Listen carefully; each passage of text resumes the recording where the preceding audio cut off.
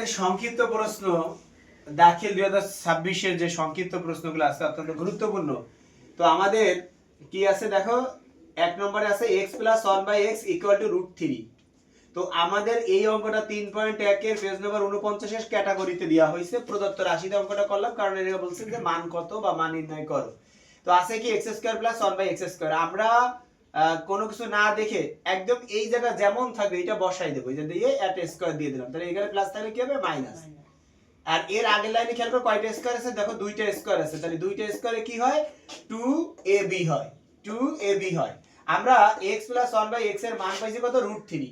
আমরা এই জায়গা এইটুকের পরিবর্তে আমরা এই জায়গা √3 নিয়ে নিলাম, তাহলে এই জায়গায় স্কয়ার ছিল বসালাম, এইটার মান √3 বসালাম, স্কয়ার বসালাম, এই জায়গায় মাইনাস বসালাম, x কেটে গেলে 2 1 কে 2 বসালাম, রুট আর স্কয়ারে কেটে গেলে থাকবে 3, 3 থেকে 2 গেলে থাকবে কত 1।